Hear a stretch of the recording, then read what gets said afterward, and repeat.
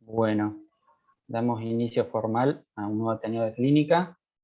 Antes que nada, quería agradecerles la participación del doctor Alevato, médico clínico, patólogo, docente de la Facultad de Medicina,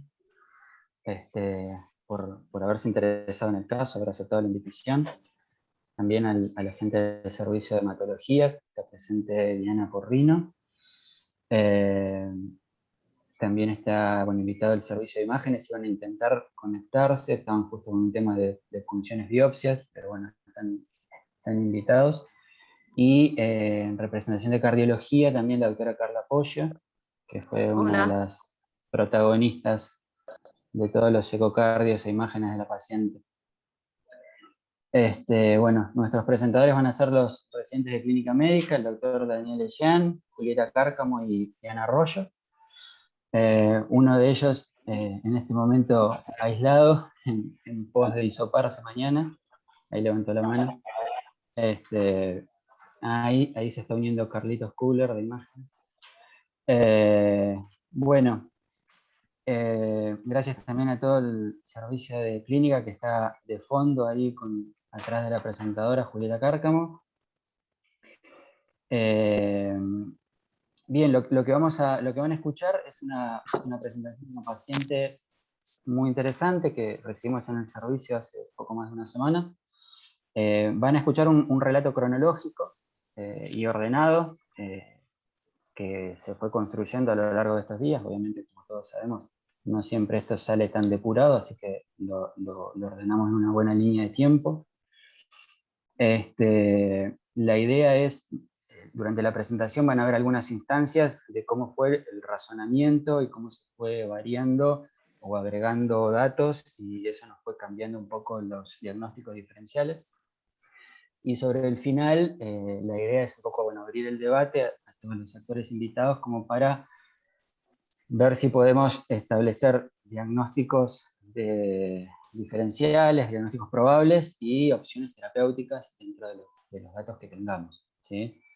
Les pido que si alguien en el transcurso de la presentación necesita algún dato, quiere hacer alguna pregunta, levanta la mano ahí por Zoom y habilitamos el audio, ¿sí? Así lo hacemos de una manera ordenada. Bueno, Julieta, si querés ya te dejo para que inicies. Anita va a presentar. Anita, bueno, arranca Anita. Listo, entonces, buenos días. Vamos a empezar, con el caso clínico de esta paciente, hablando primero del interrogatorio que se le hizo. Ella es una paciente femenina de 16 años. Ella en el interrogatorio nos comentaba que tenía antecedentes de amenorrea primaria, un síndrome histérico fluctuante desde el 2018. Ella exterioriza que se veía este tinte amarillento en escleróticas, en piel, en mucosas, que se acompañaba de coluria y alcohol.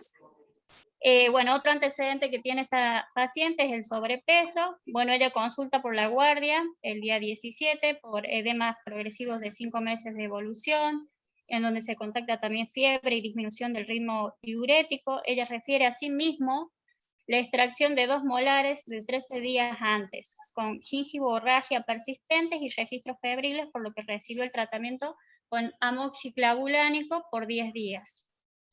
Al examen físico esta paciente, se le contacta primero los signos vitales, en donde tenía una frecuencia cardíaca de 112, una TA de 118 con 54, el de diastólica, una temperatura de 37,9, saturando 99 con un peso de 83 y una altura de 1,73, con un IMS de 27, el cual no es fidedigno en este contexto de edemas, donde ella tenía, contacta con, no era un paso seco, por así decirlo. Ella tenía edemas fríos, infrapatelares, con un GODEP grado 3 cruces, con ictericia, un soplo cardíaco sistólico 4/6, un dolor en hipocondrio derecho sin defensa ni reacción peritoneal y un Murphy negativo. También está con fiebre, contactada por termómetro con 38 grados. En resumen, esta paciente tiene ictericia fluctuante desde el 2018, con dolor en hipocondrio derecho, dispepsia, irritabilidad. Ahí ella refiere como cambios a nivel de personalidad, pero hay que tener en contexto que es una adolescente. edemas progresivos ascendentes, artralgias, en donde ella refería que los relacionaba con los edemas, y gingivorragia post extracción dentaria, fiebre ortopnea, que le sucedía, bueno, a la noche, en donde ella se colocaba almohadas y no podía estar en posición, o sea, en decúbito o dorsal, en posición horizontal sin almohadas. Bueno, ella niega el consumo de alcohol y de fármacos. Bueno, esto fue de forma progresiva. Como vemos la línea del tiempo, tenemos primero el síndrome ictérico en el 2018, que ella refería que cuando tenía 13 años empezó con esto.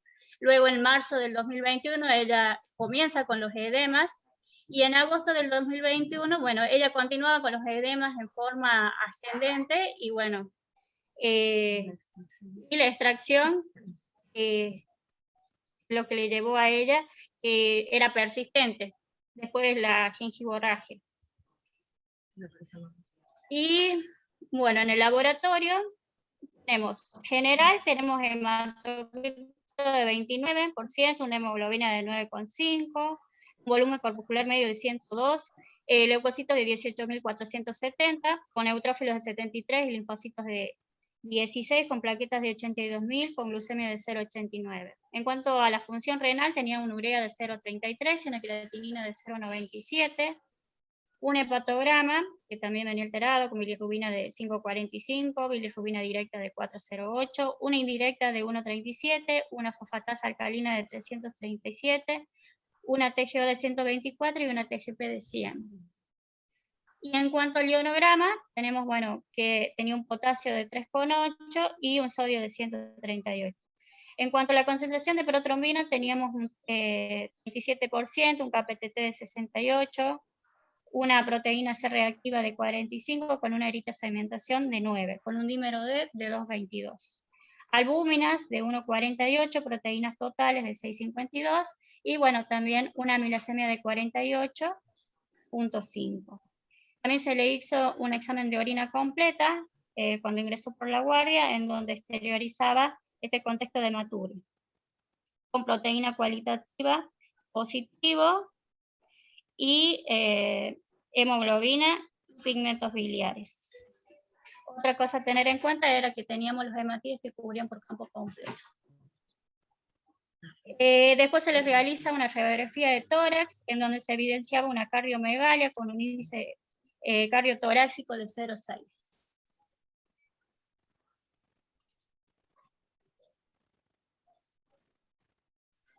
Bueno, entonces, ante todos estos signos, síntomas, cómo se dio también la presentación de la paciente y este laboratorio inicial con las primeras imágenes que obtuvimos, lo que primero nos planteamos lo que se realizó acá estando de guardia.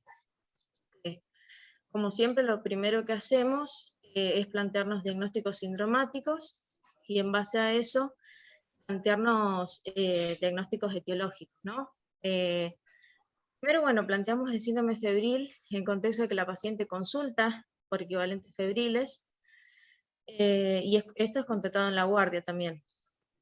Dentro de eso, nosotros pensamos una endocarditis infecciosa, porque tiene el antecedente de la extracción dentaria y también el soplo sistólico y la fiebre, ¿no? En ese contexto nosotros sospechamos endocarditis infecciosa. Acceso hepático, también sospechando que la paciente haya tenido una posible sepsis, y en ese sentido podría haber tenido también un absceso hepático, más teniendo la alteración del hepatograma y el antecedente de fiebre. Colangitis infecciosa por la triada, fiebre, ictericia y dolor hipocondrio derecho. La paciente también lo relató en la anamnesis. Hepatitis por el dolor en el hipocondrio derecho, más la fiebre y estos signos también que ya tenía de hipocolia, coluria, que si bien estos fueron dentro de la anamnesis, se rescató luego estos datos, quizás al principio la paciente no lo había referido. Y bueno, también como en contexto de pandemia se planteó una infección por COVID-19. Luego también otro sindromático que nos planteamos fue síndrome ascítico hematoso, ya que esto englobaba más a la paciente, porque ya tenía edemas en miembros inferiores, también después relató que estos eran ascendentes. Esto podría ser de causas cardíacas, que más adelante vamos a explayar mejor con estos conceptos. Síndrome nefrótico, lo pensamos por un lado por los edemas, pero también ella en el relato afirma que tenía edemas bipalpebrales, también por eso quizás pensamos en nefrótico, y por la hipoalbuminemia que la habíamos constatado. El síndrome nefrítico, porque ella relata también que tiene disminución del ritmo diurético, y la hematuria fue un hallazgo en sedimento urinario. Igual después los sintomáticos se van a ir, nos vamos a ir playando mejor con esto, ¿no? Bueno, entonces lo primero que hicimos nosotros, sospechar endocarditis infecciosa, se realizó hemocultivos por test, un ecocardiograma transtorácico, y antes, como estos son resultados que faltan, igual ya empezamos una antibicoterapia empírica por la sospecha con penicilina G endovenosa y gentamicina. También por sospechar toda esta hepatopatía, más la alteración del hepatograma que teníamos, y o síndrome nefrótico, se solicitaron las serologías para los virus hepatotropos, el proteinograma electroforético, el colagenograma, el perfil de hierro, por las hepatopatías, las metabólicas, ceruloplasmina, la orina de 24 y el perfil nutricional. Y luego imágenes, una ecografía hepatobiliar con Doppler por T, sospechando también esto en base a la causa del síndrome ascítico hematoso, y la tomografía de tórax y abdomen. También se le realizó un test rápido y PCR, esta sospecha de SARS-CoV-2. Estos fueron los resultados que íbamos obteniendo, ¿no? El día a día, el test de antígeno, el PCR dio un reactivo, por ende ya la paciente quedó desaislada. Por otro lado, recibió un informe del ETT que afirmaba una fe de 55%, con una aurícula izquierda con dilatación leve y una insuficiencia mitral leve, derrame pericárdico mínimo, y no demostraba imágenes compatibles con vegetación. Asimismo, ya desde infectología nos informaban que los hemocultivos venían negativos, por lo cual ya eso se suspendió la antibicoterapia también por indicación de infectología. Nosotros acá lo que hicimos fue plantear, abordar los criterios de Duke, y sacamos los que ella tenía, fiebre y el nuevo soplo que nosotros lo habíamos constatado al ingreso. Por ende no cumplía, así que bueno, también eso se desestimó y se quitaron los antibióticos. Después recibimos algunos resultados del laboratorio. Lo único positivo que tuvimos fue una IgG, virus Epstein-Barr, IgM, IgG positiva para citomegalo, la ceruloplasmina con un valor normal, y la proteinuria nos dio un ritmo diurético no ligúrico de 1300 en 24 horas, y la proteinuria también negativa, ¿no? No nos dio más de 3,5, así que eso era lo que veníamos obteniendo. Dentro del colagenograma se recibió hipocomplementemia con un C3 y un C4 disminuido, y los anticuerpos antimúsculo liso positivos en 1 en 80. Después, dentro del proteinograma electroforético, recibimos hipergamaglobulinemia. Las gamaglobulinas estaban aumentadas. Bueno, sí, ya sabíamos la albúmina disminuida también, y las proteínas tales levemente disminuidas también.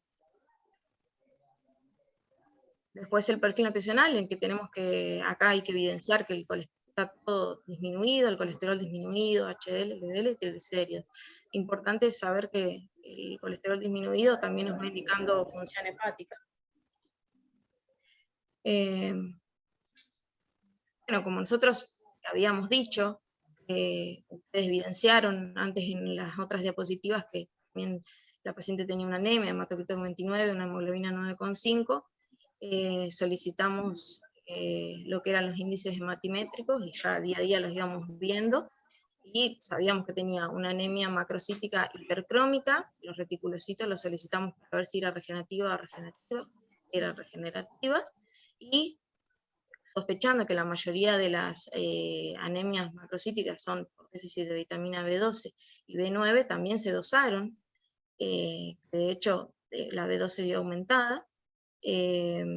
Así que nosotros lo atribuimos a que podría llegar a ser por una causa hepática, ¿no? Porque un porcentaje menor de las no megaloblásticas son por causa de una disfunción hepática. Digamos, una enfermedad crónica hepática. Sería.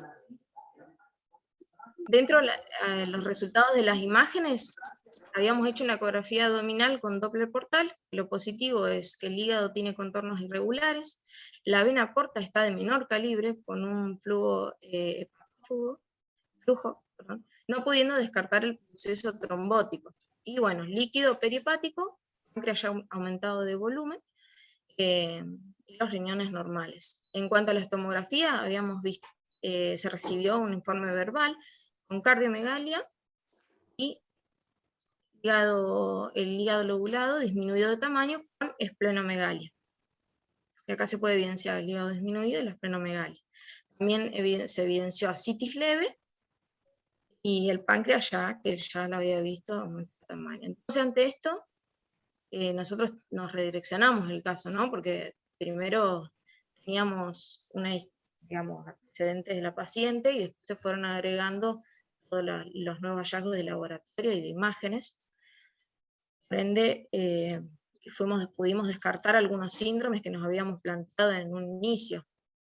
Al principio habíamos sospechado nefrótico, esto se podría eliminar porque ella no tiene hiperlipidemia, la proteinuria es normal, la paciente, así que lo decidimos eliminar. Nefrítico lo eliminamos porque la hematuria fue un hallazgo de un sedimento, le volvimos a solicitar un sedimento que dio normal, y además la paciente no tiene oliguria, orinó 1300 en 24 horas, también lo podríamos eliminar. Nosotros decidimos quedarnos con un sindromático que abarque más a la paciente, que sería el cítico hematoso, también en contexto de una paciente febril. Eso tendría lo que nos planteamos fue, bueno, tenemos causas cardiológicas o cardiovasculares y causas hepáticas, ¿no?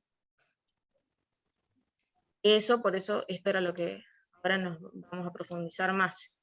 ¿Por qué sospechamos quizás primero, síndrome cítico hematoso y causas sospechamos por hipertensión portal? A pesar de que no se pudo realizar el GASA, teníamos signos indirectos que era por hipertensión portal, entonces sospechamos insuficiencia cardíaca porque ella relata ortopnea, teníamos la presencia de este soplo que si bien después fue disminuyendo, no se ocultó, luego fue en el ingreso, disminución del ritmo diurético, la paciente también lo relataba, y el derrame pleural mínimo, que eso se evidenció en tomografía. Entonces, algunos diagnósticos diferenciales que nos fuimos planteando, bueno, podrá tener una cardiopatía congénita, una miocardiopatía también congénita, viral, una endocarditis bacteriana, que bueno, es como que usamos varios. Y acá lo que hicimos, bueno, fue desde el punto de vista clínico, plantearnos los criterios de Framingham, a ver si ella realmente se podía incluir dentro de una insuficiencia cardíaca. Lo único positivo que teníamos, bueno, dentro de los mayores, la cardiomegalia, radiografía, y este derrame pleural mínimo que se evidenciaba. Así que bueno, eso también no quedó desestimado que tendría ella una cardiopatía congénita o una causa cardiovascular, pero ya nos íbamos alejando. Luego se interconsultó con una cardióloga infantil, ella le realiza un nuevo ET con Doppler. Bueno, acá lo que se evidencia es que las cavidades cardíacas son balanceadas, tiene una leve dilatación de las mismas, una insuficiencia mitral leve, que eso ya también había sido evidenciado, insuficiencia tricuspidea leve con un gradiente de 29, tiene una presión pulmonar de 35, no se observa el ducto arterioso persistente, tampoco imágenes de coartación, y buena función ventricular. Después, dentro de lo hepático, nosotros nos planteamos causas vasculares, una trombosis portal. Después, infecciosas, ya teníamos nosotros para profundizar un poco más, las virales, las metabólicas, las enfermedades de depósito, hemocromatosis, enfermedad de Wilson, y dentro de las autoinmunes teníamos la hepatitis autoinmune y la cirrosis primaria, que eran los cuadros clínicos que más encajaban con la paciente, ¿no? Bueno, esto ya lo empezamos a descartar acá. Eliminamos las virales porque vinieron negativas. El BEP vino con un IgG, es una infección pasada, podría ayudar, pero no es el causante primario. Citomegalo lo dejamos, porque habíamos tenido una IgM que podría haber sido que ayuda a una reactivación, o bien también una infección pasada. Y dentro de las metabólicas podríamos eliminar la hemocromatosis, la ferritina vino a un valor normal, y la celuroplasmina para la enfermedad de Wilson también valor normal. Falta la cupremia, pero bueno, eso ya también la podríamos ir eliminando por estos datos. Y nos quedaron abiertas lo que son las vasculares, entonces las causas autoinmunes y también las causas cardíacas, ya que a la paciente se le realizó un nuevo ET, todavía no obtuvimos el informe, pero bueno, en este Ateneo se va a discutir eso. Bueno, siguiendo, antes de que siga, ¿se escucha bien? Sí, se escucha ya. Bueno, ¿alguna pregunta de lo anterior? Más que nada con los diagnósticos sindrómicos, ¿por qué los fuimos descartando? Por ahí quería... Sí, el doctor Alevato. Está silenciado, doctor. Está muteado, José.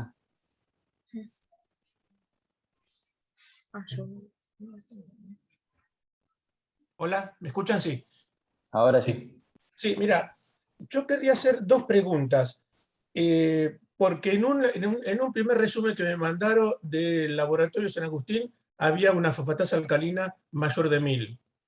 Después bajó a los valores que expresaron de 337. Lo que no tengo en el registro de lo que presentaron es el título del AMA y el M2, como para ir descartando posibilidades. Eso estará Bien. pendiente, supongo. Están pendientes, exactamente. Bueno. Los antimitocondriales están pendientes. Ana está Pendientes. pendiente. Listo, eso es un tema. Y como la paciente tiene ascitis, un síndrome febril, no sé si la punción del líquido acítico fue impracticable por el leve tenor del líquido acítico, no tenía nunca una ascitis a tensión, porque, digamos, en un paciente de contexto cirrótico con ascitis y temperatura es un foco la PB como para tener en cuenta, salvo que técnicamente sea imposible hacer una punción adecuada porque no tiene tanto líquido acítico, con lo cual también descarto un poco la posibilidad, pero eso lo digo un poco para hacer docencia dentro de los factores de causa febril en un paciente cirrótico. Bueno, esas son bueno, el tema del cobre en orina de 24 horas es importante tenerlo porque saben que eso es pactonomónico de la enfermedad de Wilson, aparte de que tenga una celulosplasmina que descienda, tiene que tener un cobre en orina alto. Y con respecto a la hemocromatosis, como tiene una insuficiencia hepática, no produce proteínas, no tiene una transferrina tan alta, por eso la saturación da 72%, pero la ferritina es baja. Se los quería aclarar que esa es la causa de la insuficiencia hepática, que no tiene proteínas para hacer un buen cálculo de la saturación. Bueno, hasta acá con las preguntas. Seguiremos después de acuerdo a la organización que ustedes tienen. Precisamente. Bueno, me van a ir ayudando pasando por ahí las diapositivas, ya que no... Chicos, yo tengo una... ¿Me escuchan? Sí, Diana, adelante. Sí, Doc. ¿Qué tal? ¿Cómo andan? Con respecto a los primeros análisis que plantearon de la paciente, por la anemia precisamente, que la caracterizaron de forma impecable, me gustaría saber si habían considerado la posibilidad de hemólisis, ya que muy bien pidieron los reticulocitos y les dio que era regenerativa. Y bueno, saber si habían considerado y por qué la habían descartado, pensando que puede haber una hemólisis, si bien la bilirrubina indirecta no era lo que predominaba, pero también se consideró la posibilidad de que tenga una enfermedad autoinmune. Por eso le pidieron el colagenograma. Justamente, Doc, bueno, particularmente creo que pensamos más en la hiperbilirrubinemia por el lado del predominio directo, que era claro, si bien la indirecta en los últimos controles era aproximadamente 1,2 o 1,3 aproximadamente, pero ahí lo relacionábamos con el hiperesplenismo, generando alguna hemólisis por secuestro, de la misma forma que tenía una plaquetopenia, que era por ahí la forma que la pudimos llegar a interpretar dentro del contexto general de la paciente. Si bien, bueno, en un contexto febril que uno podría estar pensando en un paciente séptico, podría encontrar, digamos, una plaquetopenia, inclusive como una forma de verlo como un reactante de fase aguda, lo vimos más por ese lado. Si bien, bueno, es cierto de que, bueno, al ser regenerativa, tranquilamente, digamos, podría estar tratándose de una hemólisis, lo que estaría generando este aumento de bilirrubina indirecta, que, bueno, también por el grado de afección hepática, uno entendería de que los mismos hepatocitos no pueden llegar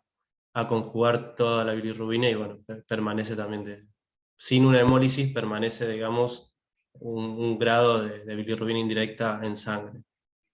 Bien, y sí, para agregar, digamos, hay también entidades autoinmunes, específicamente el síndrome de Evans, que puede cursar con una hemólisis y una trombocitopenia. Bueno, digamos, como para cerrar la posibilidad, se podría haber considerado una LDH y una prueba de CUMS, como para ser más completo. Han sido realizadas, lo que sí, bueno, no las hemos puesto. La prueba de CUMS directa fue negativa. Okay. Después cualquier cosa la podemos buscar acá en el laboratorio. La prueba de CUMS directa fue negativa por el tema de la anemia que solicitamos en un primer momento con reticulocitos aumentados. Y la LDH, no estoy recordando los valores, fue solicitada, pero era intrascendente, por eso tampoco creo que lo llegamos a poner. En realidad teníamos tantos laboratorios juntos que llegó un punto en que se mezclaban. Inclusive hay varias serologías pendientes que ni siquiera las pusimos como tales, como las que mencionaba el doctor Alevat. Bien, volviendo a lo que había dicho el doctor, no hemos practicado una punción, no hemos practicado una paracentesis por el mismo tenor de la citis, ¿sí? Ya que no se trataba de una citis focalizada o atención, sino que era difusa, distribuido, bueno, en distintos planos. Bastante de la misma dentro de la cápsula de Gleason, inclusive. Pero sí, es verdad, digamos, que podría tratarse de una PBE en el caso de una paciente ascítica febril. Es algo que nos queda pendiente, inclusive, bueno, no tenemos un diagnóstico anatomopatológico como para hablar de cirrosis, si bien la estamos mencionando bastante seguido, nos basamos pura y exclusivamente en métodos indirectos para hablar de la misma, ¿sí? Inclusive, bueno, ahora tenemos más adelante, hay un informe de una tomografía de abdomen con contraste con tiempo venoso que se realizó ayer por la tarde, que fue una de las últimas cosas que pudimos agregar a la historia. Pero bueno, ahí justamente en esta diapositiva se hablaba más o menos un poco del resumen, o por lo menos de los datos positivos que nos orientan hacia un posible diagnóstico. Si quieren ir pasando, no sé si Ana o Juli está con la diapo. Tenemos una paciente, bueno, como al principio, con una historia de colestasis, de un síndrome colestásico fluctuante desde hace 3 años, con edemas progresivos que aparecen en miembros inferiores, así que van progresando, ascendiendo, que abarcan, bueno, manos, párpados, inclusive labios, y artralgias. Un trastorno hemorragíparo que la paciente en algún punto menciona de que ella tenía facilidad para realizarse hematomas, ¿sí? No hematomas espontáneos, sino ante mínimos traumatismos producirse el hematoma, y el antecedente ahora de la extracción dentaria, que la paciente persiste con gingivorragia varios días después de la extracción de los molares. Bueno, asociado a un síndrome... Te interrumpo sí. Un segundito ahí, Fernanda Badía levantó la mano, creo que quiere decir. Sí, pues no puedo ver por ahí todos los... Sí, perdón, era justo cuando estaba hablando la doctora Orrino. Perdón, Fer. incidiría un poco en el síndrome de Evans por todo lo que viene teniendo la paciente. Y bueno, no sabía que todavía no estaban los anticuerpos, pero el síndrome de Evans por ahí se asocia al SAF y al lupus, y por ahí esta paciente tiene muchas cosas como para pensarlo. Sí, habíamos pedido nosotros, perdón, ¿habló doctor Kugler? ¿Puede ser? No, es el fondo debe estar en tomografía. Bueno, Doc, Fernanda, nosotros habíamos, por sugerencia de usted, habíamos solicitado los anticuerpos para cardiolipinas, los cuales fueron negativos, bueno, asociados a FAN, factor reumatoide negativo, los ENA negativos. Todavía hay algunas serologías pendientes que tendríamos que estar recibiéndolas ahora en la semana que viene seguramente. Inclusive, bueno, nos han dicho, aparte, digamos, del síndrome de Evans, por ahí para los anticuerpos para hepatitis autoinmune y para CBP, que podrían estar aproximadamente para mediados de septiembre recién, porque se mandan a Bahía Blanca, por lo que tengo entendido. Así que bueno, todavía quedan algunas cosas por definir. Nosotros estábamos trabajando con lo que teníamos de una paciente bastante compleja, ¿sí?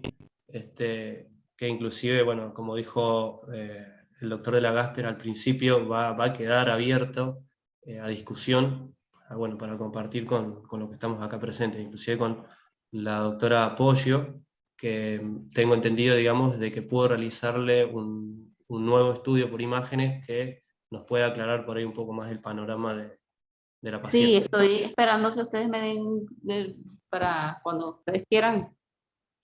Ahora, bueno, no queda mucho respecto del lineamiento que estamos tomando por el lado de lo que sería la afección hepática, así que ya en un ratito vamos a estar habilitando de última si quiere compartir. De última, si usted encuentra en algún momento alguna relación para empezar a hablar, nos avisa y le doy la palabra a Doc.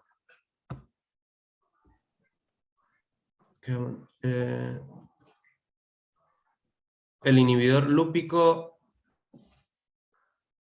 no recuerdo, Doc, si se había solicitado. Le diría en principio que no, pero no estoy seguro. Perdón, supuestamente tendrían que haber salido anticardiolipinas, beta-2-glicoproteína y anticoagulantes lúpicos, pero no sé si salió, eso era lo que yo también tenía dudas. Sí, habían salido, a ver... Dame un minuto que yo estoy en sistema y ya te lo chequeo. Dale. Pero, eso salió... Eso perdón, salió... que me quedó la duda. Ingresos. Eso me parece que salió cuando la paciente estaba en el tercer piso, así que tiene 2 laboratorios de esos momentos. Perdón, y mi otra duda, ¿cuál era el compromiso cardiovascular? Me interesaba saber el último informe de la doctora. Eso, Fer, ahora le damos la palabra a Poggio para que se explaye que ella hizo el ETE y el contraste con burbujas, que esa es la información que estás pidiendo.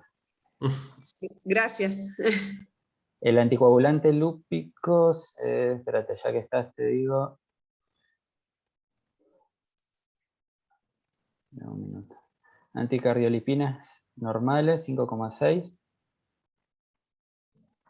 La LDH que había preguntado Diana es normal. La CUMS es negativa. El anticoagulante lúpico no está informado todavía. Debe estar, nada más que hay que pedir que lo validen. Sí, han quedado tantos por eso no lo protocolos. habíamos puesto. Bueno, sigamos. Bueno, continúo entonces. Sí, es FAN negativo, Doc.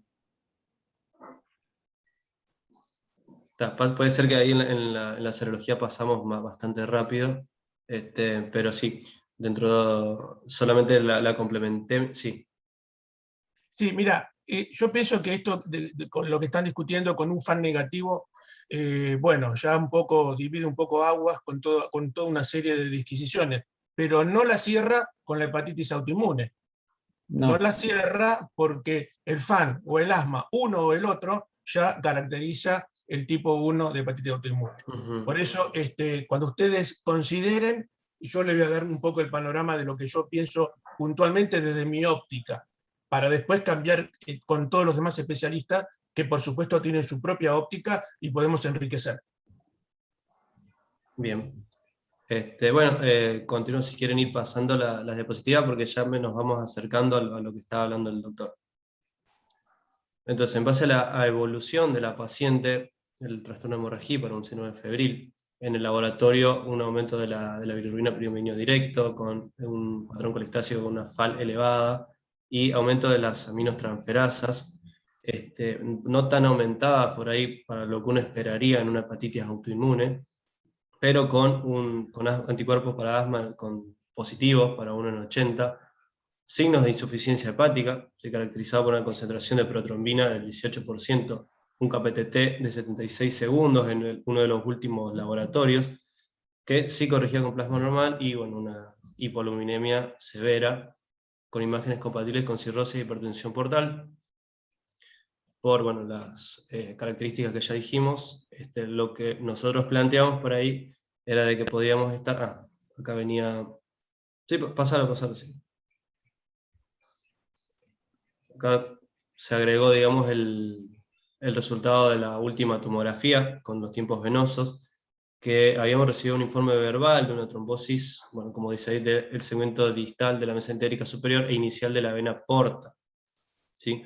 Que por ahí no nos explicaba mucho el panorama de una hipertensión portal, si se trataba de una trombosis en el segmento inicial de la porta. Pero pasamos... No sé si el doctor Kuhler quiere acotar algo respecto al estudio. Estoy al tanto de que fue él quien lo informó. No, está bien lo que estás diciendo. En la primera tomografía que le hicimos sin fase venosa, veíamos, además de la citis, que no, digamos, moderada cantidad de citis, se veía muy bien ahí a nivel perihepático y un poco abajo en las fosas ilíacas, como para plantear, digamos, una vía de acceso para una eventual punción aspiración, que creo que tiene ventana como para hacerlo. El hígado francamente patológico, con un aspecto cirrótico, disminuido de tamaño, polilobulado, ligeramente heterogéneo, sin masa, sin lesiones focales. No logramos distinguir muy bien la vena porta, inclusive en el estudio de ayer, se ve francamente trombosis en el segmento distal de la vena mesentérica superior y numerosos vasos de circulación colateral. Una particularidad de los vasos de circulación colateral es que tiene abierto el eje espleno-renal, por eso que se ve la vena renal izquierda con un calibre considerable, y no tiene tanto, que a pesar se ven, pero no tanto varices esofágicas ni en el sector coronario. Así que, bueno, eso como una particularidad. Y ¿no? Lo de la trombosis mesentérica es claramente visible, y la vena porta prácticamente tiene un calibre muy disminuido, y yo no le veo permeabilidad en el estudio que hicimos nosotros. Así que esto debe tener seguramente una cronicidad. Bien. Doctor Levato. Una consulta al doctor Kluger. Sí. ¿Usted no observó malformaciones vasculares a nivel hepático abdominal, malformaciones arteriovenosas? No, más allá de la circulación colateral no vi ninguna otra alteración. Malformación me parece que no encontré. Gracias. Yo les quería aclarar dos cosas muy importantes del informe del imaginólogo. Una secuencia de la trombosis es en el hígado cirrótico la alta resistencia de circulación hacia la entrada de sangre al hígado. Esa es una de las causas. Y es común que tenga el eje esplenoportal, y esa es una de las causas. Pero también un dato muy importante es esa derivación que tiene a la vena renal, que hace que por ese motivo es como una derivación sistémica que compensa que no tenga tanta ascitis y tenga menos varices esofágicas. Se ve en muchos pacientes que esa derivación normal que hace el organismo con la potencialidad de las venas que están stand-by y entonces el paciente tiene menos ascitis porque hace una derivación directamente de su organismo. Por eso, a la varices esofágica la ve escasamente, la ve muy pronunciada la vena renal por esa anastomosis. Todo eso tiene una explicación fisiopatológica que solamente la da la cirrosis. ¿Sí? Evidentemente, esto cierra totalmente para esta fisiopatología. Después seguiremos hablando. Muy bien. ¿Alguna otra pregunta? No, seguí Yana, si ya ahí cerramos. Dale, vamos. Si se puede, puedo hacer ahora mi intervención, porque ahorita a las 12 tengo que... Bueno, dale. Bueno, sí, la verdad que es un caso muy interesante. Primero, la verdad que felicitarlo porque es un casito muy, muy lindo y del cual yo personalmente aprendí un montón. Primero, esta chica, cuando le hicimos la primera vez, el primer eco que yo le hice, me llamaba la atención porque antes del eco, como tenía un soplo, a mí, bueno, cuando tienen soplo así, son casos interesantes, los oculto antes de hacerle el eco, un soplo sistólico que se escucha muy bien en la fosa supraesternal, y que además de eso la chica tiene características de un pulso amplio, de amplitud aumentada, en algunas ocasiones una discreta tendencia a la hipertensión sistólica, por lo menos cuando la monitorizamos por el ratito que la tuvimos, pero nada, o sea, nada significativo, pero sí un subpulso de amplitud amplia, ese soplo supraesternal en la radiografía de tórax que tiene criterios claros de que está dilatada ambas ventrículos, derecho e izquierdo, y que el flujo pulmonar es hiperflujo, un patrón de hiperflujo pulmonar, ¿no? Entonces, desde el punto de vista clínico, sin, digamos, ninguna imagen muy especializada, esto, y además que la paciente dice que tiene disnea, digamos, un diagnóstico sindrómico desde el punto de vista de cardiología es una posibilidad, ¿no? Una insuficiencia cardíaca de alto gasto. Bien, por el soplo, por la cardiomegalia que tiene la paciente y por la amplitud de los pulsos, porque es un pulso muy hiperdinámico. Eso por ahí, y que realmente el planteamiento inicial que se hizo de una endocarditis con esa paciente, estoy totalmente de acuerdo porque es lo primero que uno tiene que pensar. Y una vez que le hice el primer ecocardiograma, un paciente que tiene un ventrículo izquierdo de 200 mililitros, que es un ventrículo izquierdo dilatado importante, con un volumen latido del ventrículo derecho y del ventrículo izquierdo que se calculó en ese primer estudio de 145 mililitros, 145 mililitros en cada latido, tanto el derecho como el izquierdo. Realmente eso a uno tiene que hacerlo pensar que hay un shunt en alguna parte, porque no se explica que digamos, que haya tanto gasto cardíaco, ¿ok? Tiene que haber alguna derivación en alguna parte. Y en ese momento a mí me pareció que la paciente tenía un ductus, porque tiene un flujo, una arteria pulmonar que estaba dilatada, con mucho flujo de la arteria pulmonar, y ahí yo observé un flujo diastólico en la arteria pulmonar. Me pareció que había un ducto. Después, posteriormente, eso se descartó por el especialista en cardiopatía congénita, pero realmente, más allá de que no tuviera eso que fue la impresión inicial, yo dije, tiene que tener algo esta chica, porque primero la chica tiene un soplo y tiene este gasto cardíaco aumentado. Entonces, esto tiene que ver desde el punto de vista vascular alguna alteración en alguna parte. Y entonces, ahí fue que pensamos en la posibilidad, claro, además de hacer el ET para descartar que tuviera un cortocircuito a otro nivel extracardíaco que no se viera, que a veces son altos arriba en la vena cava superior o muy abajo en la vena cava inferior. Y entonces, bueno, nos acordamos que realmente los pacientes que tienen trastornos hepáticos tipo cirrosis pueden hacer el síndrome que se llama el síndrome hepatopulmonar, que los pacientes hacen, digamos, un shunt fisiológico, no anatómico, sino fisiológico. Y la otra posibilidad que tuviera una malformación arteriovenosa en pulmón que no fuera sistémica, sino una fístula. Bien.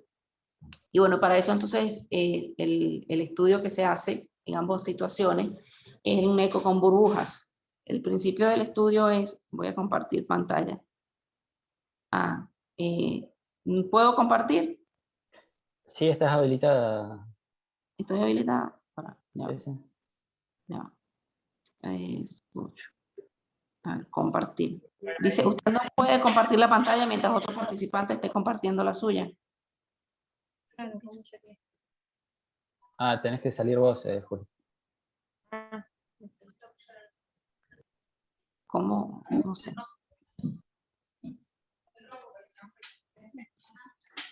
No sé si se puede.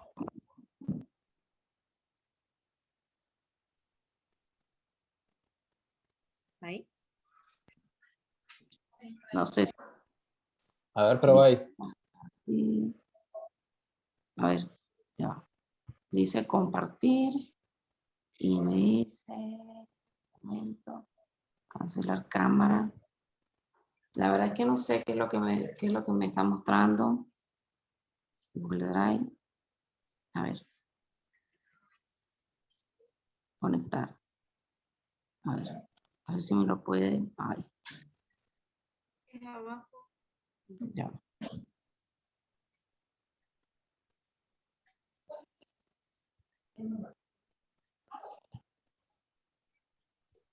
A ver si. Ya. No me deja porque Bueno,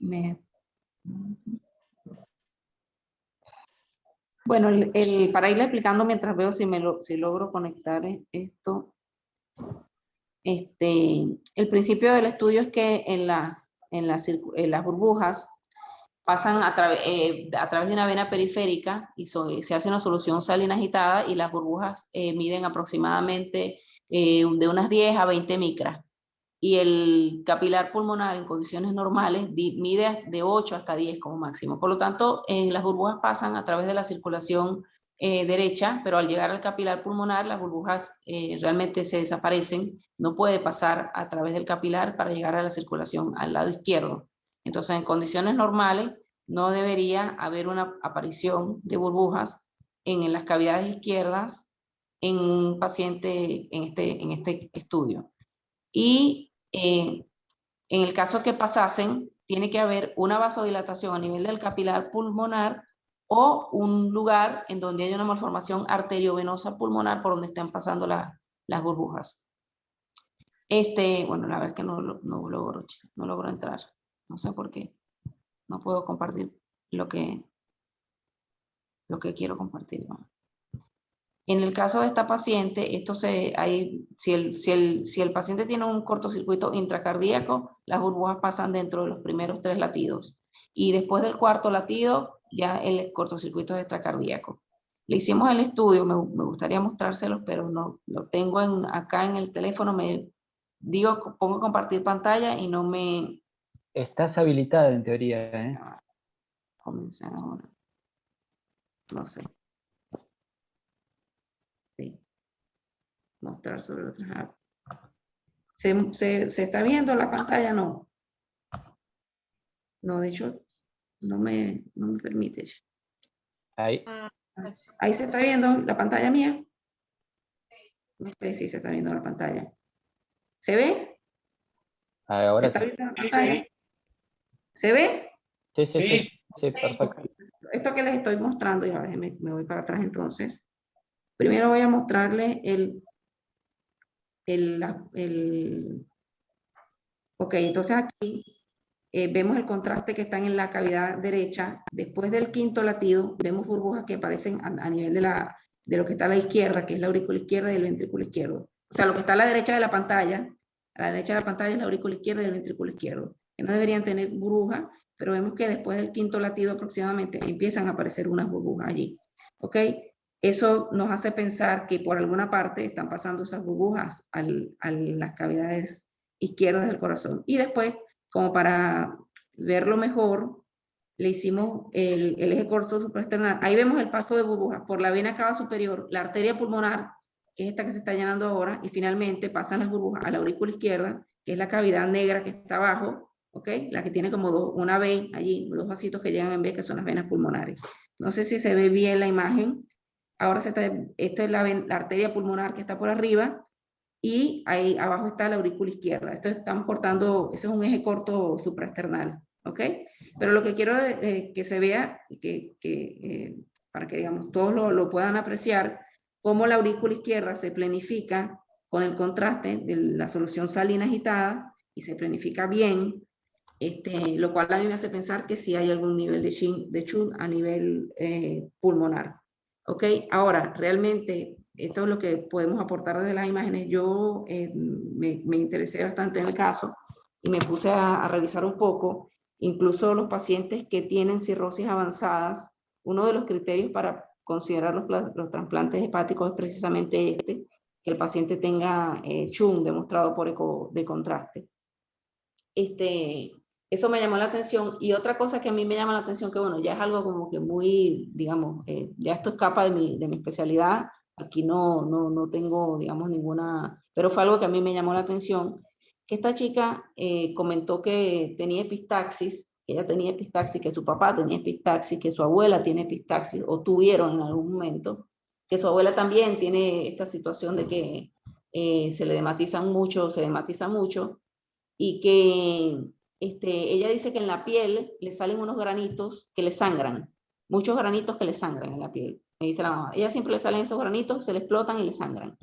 Por eso yo le preguntaba al doctor Kruger si vio alguna malformación a nivel del abdomen, ¿ok?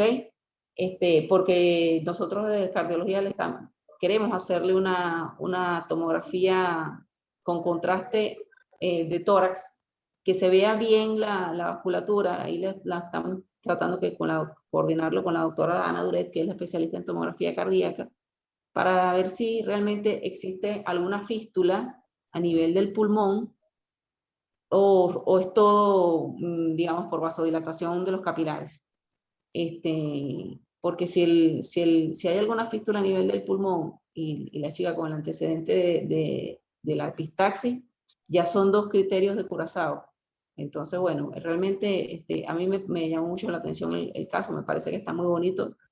Y bueno, eso es, digamos, la apreciación que yo tengo.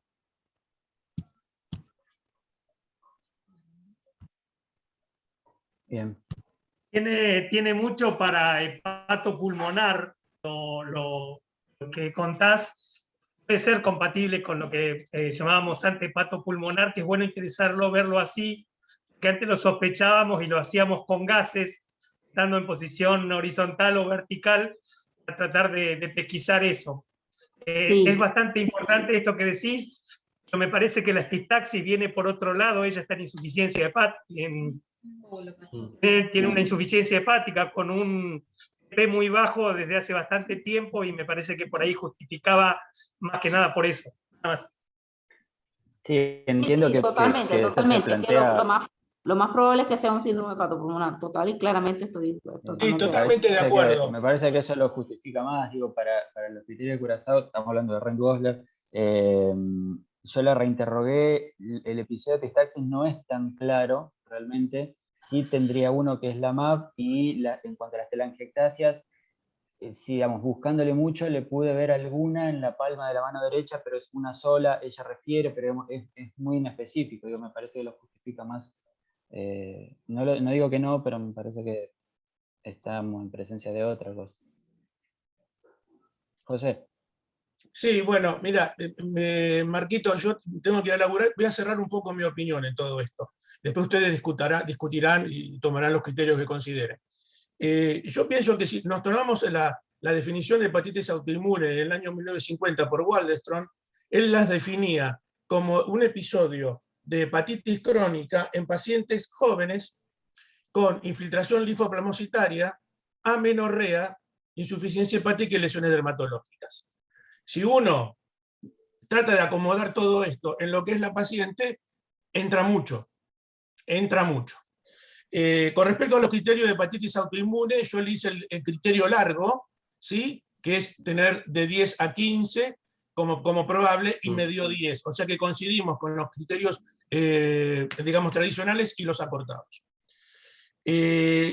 Con respecto a esta paciente, yo creo que fue y será y seguirá siendo la causa de su problema una hepatitis autoinmune no diagnosticada a tiempo, y que llegamos a la etapa final, en la etapa que uno quiere prevenir con el tratamiento. La quiere prevenir con el tratamiento para que no llegue la cirrosis, en este caso llegamos tarde. O sea, uno le puede colocar medicación corticoide en este momento, un poco para estabilizar un poco la función hepática, ver si mejora un poco el TP, pero el daño estructural ya está hecho. Y con el síndrome hepatopulmonar, yo creo que cierra todo para el mismo diagnóstico. Yo pienso que esta chica tiene que, ya en este momento, hay que hablar con un centro de trasplante hepático y hay que plantearle a la paciente y ver cómo quieren recibir los tiempos, porque acá a veces los tiempos queman. El diagnóstico cardiológico fue muy importante y cierra más al diagnóstico troncal, que todo es una hepatopatía cirrótica de larga evolución. Y por otro tema, la trombosis hepática, la trombosis de la vena porta, perdón, es un tema que para el trasplante en este momento no es contraindicación, lo era antes del año 80, pero ahora con varias técnicas vasculares, con stent, se hace con trombectomía y con terminación término-terminal de la vena porta del injerto y del paciente, a lo sumo con un stent, eso es resolvible. Yo pienso que para mí, desde el punto de vista hepatológico, creo que el caso cierra en un 100% del comienzo hasta el hallazgo cardiológico, que fue brillantemente diagnosticado por la doctora, que realmente fue brillante su exposición. Yo pienso que para ganar tiempo, al mismo momento que ustedes están trabajando con la paciente, se comunica con un centro de trasplante que corresponda a la obra social y demás para presentarle al paciente y decirle la posibilidad de derivación para trasplante y las condiciones que ellos tienen. ¿Por qué? Porque no hay mucho más que ofrecerle a esta paciente. No hay mucho más que ofrecerle. Uno le puede dar un poco de corticoides y ver cómo funciona y cómo se estabiliza un poco, pero no es la solución final de esta paciente. Inclusive con el trasplante hepático también mejoraría el shunt cardiológico y con una sola situación de abordaje estaría en toto el paciente teóricamente, y si sobrevive al trasplante, porque evidentemente son planos mayores de intervención médica, solucionado de alguna forma su tema. Esta es mi opinión desde el punto de vista patológico, porque tiene un montón de anclajes que cierran para esto. No hay mucha vuelta acá, ¿viste? A mí, desde el punto de vista, ¿no? Justamente, bueno, sí, nosotros el diagnóstico, ahí se ven en las diapos que manejamos, es la hepatitis autoinmune, nos cerraba para eso, y uno de los puntos que queríamos discutir, pero ahora ya me lo aclarás, era la indicación o no de trasplante hepático, digamos, de su candidatura o no. Nos parecía que ahí los chicos habían preparado una diapo de que sí era candidata, así que bueno, no sé si alguien tiene alguna otra opinión en cuanto a eso, de los que están presentes en el auditorio. A mí me parece que es una candidata, coincido con vos, José. Lo único que me quedaba pendiente era porque en algún momento desde hematología nos habían sugerido en su contexto el tema de la tromboprofilaxis, si nos modifican algo el hallazgo de la trombosis ahora. Mira, no hay ninguna guía clínica qué conducta tomar con la trombosis portal en pacientes pre-trasplante. Uno le puede hacer, es más, los pacientes que están en lista de trasplante le hacen heparinoprofilaxis preventiva y mantienen una anticoagulación, porque eso beneficia hasta que llegue el momento del trasplante. Pero evidentemente todas esas dudas en función del objetivo del trasplante hay que hablarlo con la unidad de trasplante, porque ellos te van a indicar claramente lo que ellos necesitan para poder actuar sobre esta paciente. Siempre la trombosis portal con la anticoagulación es todo un tema que está ahí, pero no hay ninguna guía clínica, por lo menos lo que yo busqué, para los pacientes, qué hacer con los pacientes candidatos a trasplante con la trombosis portal con el tema de la anticoagulación. Perdón, bien. Marco, yo había levantado la mano antes. Sí, Fer, te habíamos visto, disculpame. Sí, coincido con todo lo que dice el doctor Alevato, pero yo no dejaría de seguir pensando en el síndrome antifosfolipídico asociado que muchas veces se ve en los pacientes con hepatitis autoinmunes. No tendría un LES, pero sí tiene una hepatitis autoinmune. La plaquetopenia de esta paciente, y bueno, no tenés signos de hemólisis completo con la LDH y CUMS, no sé qué dice la doctora Porrino, pero yo me aseguraría que tenga la beta-2 glicoproteína y el proceso del anticoagulante lúpico.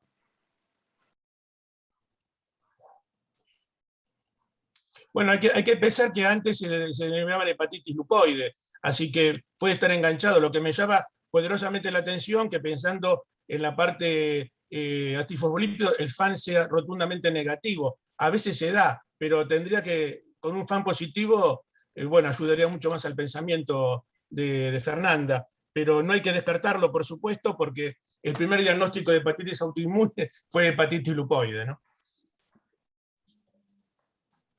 Sí, pero yo lo digo desde el contexto de pensar en un Evans asociado.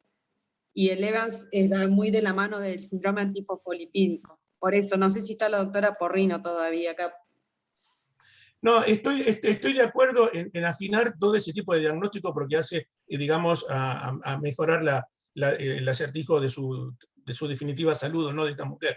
Pero yo pienso que paralelamente hay que trabajar desde hoy con un centro de trasplante hepático y hay que empezar a hablar del tema y si ellos consideran que la pueden trasplantar o no, para que nosotros tengamos un diagnóstico. Porque evidentemente todo lo demás que podemos hacer diagnóstico, la parte autoinmune, uno con medicación lo puede ir manejando, pero lo del trasplante es lo que a esta mujer le va a dar una posibilidad de sobrevida o no.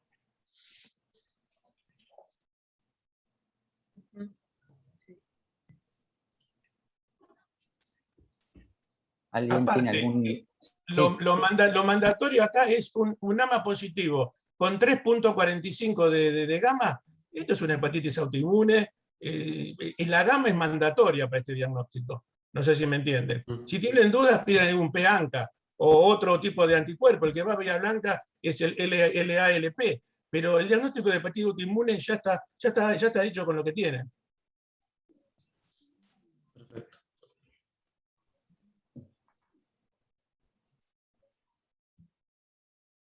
No sé si alguien quiere comentar algo más de los chicos que estaban ahí en el auditorio. Me pareció escuchar en algún momento, ¿o no?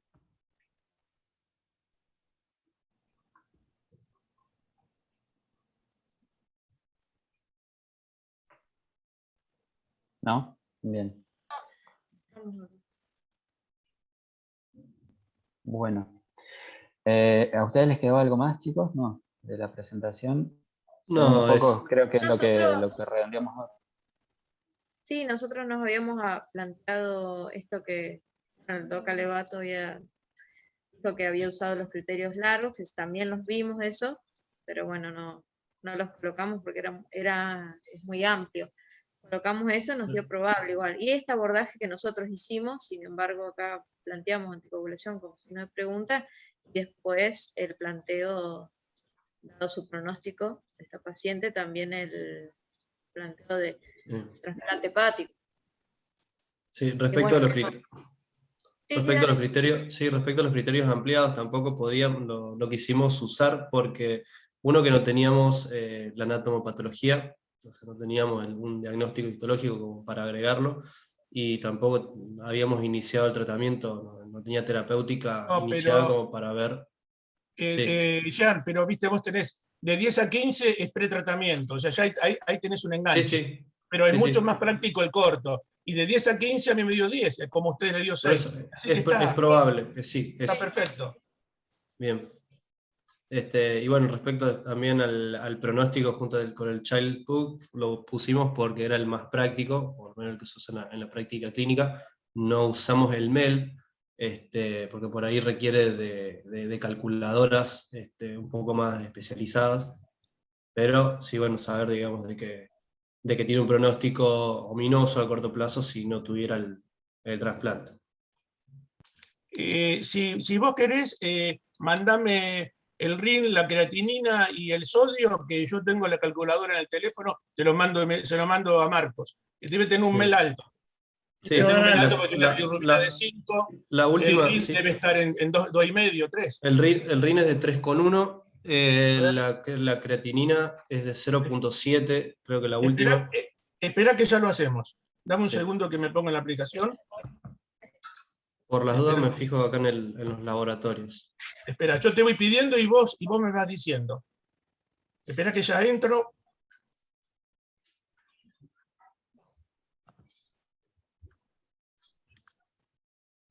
Bien, decime la creatinina. Ahí voy, Doc. Estoy ingresando a ver el último valor. 0,70 la creati de hoy. Para mí era de 0,7. 0,7, listo, sigamos. ¿La bilirrubina de cuánto, la total? 4,91. 4,91. Sí. 4,91. Sigamos. ¿El RIN me dijiste de cuánto? 3,1. 3,1. Perfecto. Diálisis no tiene. ¿Qué sodio está manejando en el ionograma? 138 por ahí. 141. Perfecto, 141. Perfecto. Tiene un MEL score de 25. Paciente ultra candidato a trasplante. ¿Sí?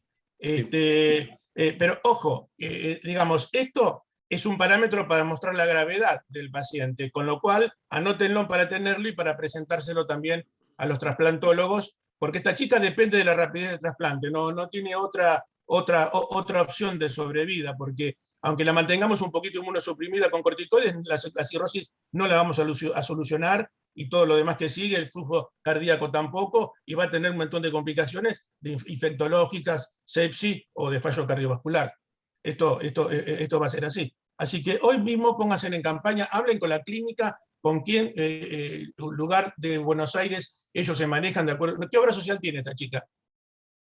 Petska, es una mutual rara. Y la verdad que es muy rara. Es muy rara. Y si no, va a tener que terminar en el Argerich, negro, como si fuera un hospital público. ¿Vos tenés algún contacto por las dudas para hacer una consulta? Mira, con ese tipo de obra social, no, porque esto prácticamente no trabajan ninguno. Tendría que ir al... Si es así, averigüen con la parte administrativa de la clínica, pero si no, habría que hablar al Argerich o al Hospital del Cruce. Fer Abadía, ¿estás ahí vos? Sí, hay que hacer el resumen y se lo mandamos a la obra social, pedido de urgente, y que nos digan el centro de referencia.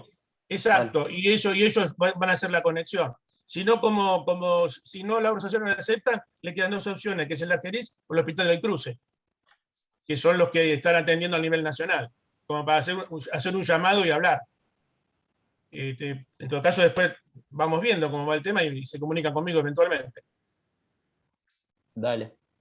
Nosotros hoy por hoy está, como habíamos dicho, está con Deltisona, Spiro y Propanolol. Está bien. Y bueno, activaremos el resto. Sí, con respecto a la Deltisona, la dosis máxima es 60, aunque es un miligramo por kilo, no superan la dosis de 60. Yo te dije 40 porque no sabía el peso, pero entre 40 y 60, o sea, con 40 miligramos es una dosis importante, como para ver algún tipo de respuesta. Si no tiene nada de respuesta, pueden aumentar a 60 como máximo.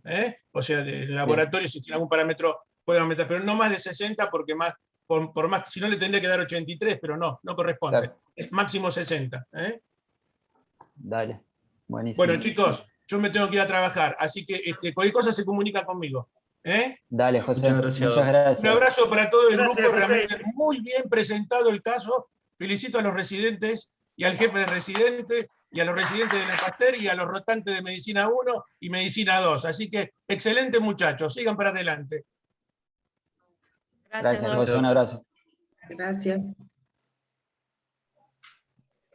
Bueno, no sé si alguien tiene alguna consulta, alguna duda más.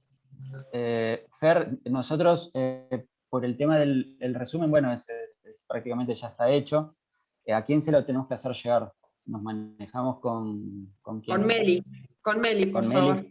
Sí. Bueno, ahí yo le mando un mensaje y le digo que le vamos a hacer llegar el resumen.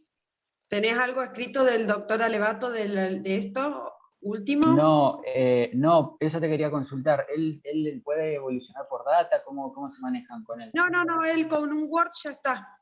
Ah, bueno, entonces le digo que me haga uno y lo adjuntamos a eso. Bueno. Dale. ¿Algo más? ¿Alguien tiene alguna otra acotación? ¿No? Bueno, chicos, los felicito, la verdad que impecable la presentación. Y bueno, está, como vieron, todo dentro de lo que habíamos más o menos pensado. Así que bueno, hablaré con la familia como para ir planteando esto, ¿no? Mientras tanto nos movemos con la otra parte administrativa. Bueno, muchas gracias. Gracias por estar. Gracias a todos los interconsultores que también estuvieron participando y se interesaron en el caso. Felicitaciones, muy bueno. Bueno. Gracias, Fer. Gracias por Hasta luego. Hasta luego. Hasta luego. Muy bueno, Muy bueno. Muy bien, chicas. Estuvo bien.